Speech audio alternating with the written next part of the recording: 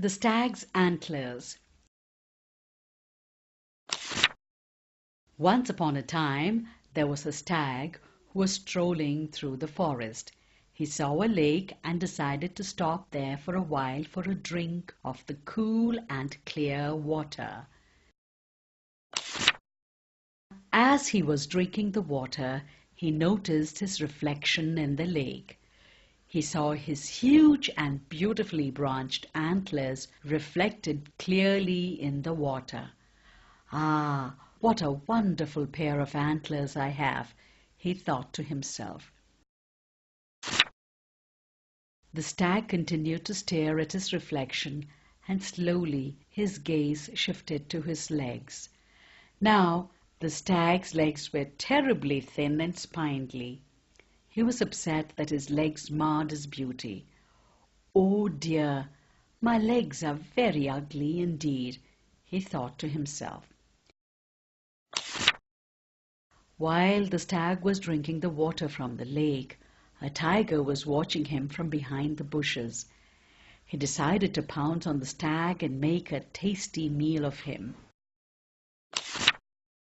The sly tiger began creeping towards the stag slowly, but just as he reached him, the stag turned his head round for an instant. Noticing the tiger, he dashed off into the woods as quickly as his skinny legs could carry him. The tiger was very fast too, and even though the stag ran through the densest parts of the forest, he chased him. Finally, the woods became too thick and dense for even the stag to run through.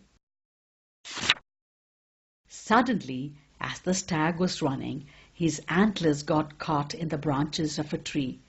He could not run any more, and he struggled to free himself. The tiger finally managed to catch up with the stag. He advanced towards the terrified stag slowly. "I will eat you up in a single gulp," he said menacingly to the stag, who continued to thrash about wildly in order to free himself.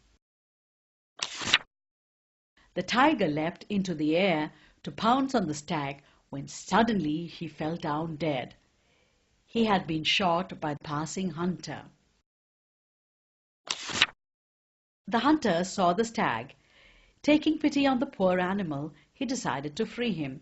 He went and sawed off the stag's antlers and set the stag free.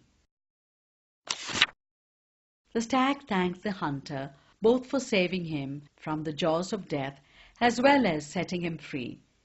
He ran off into the forest very glad that the tiger had not been able to eat him up. He had learnt his lesson.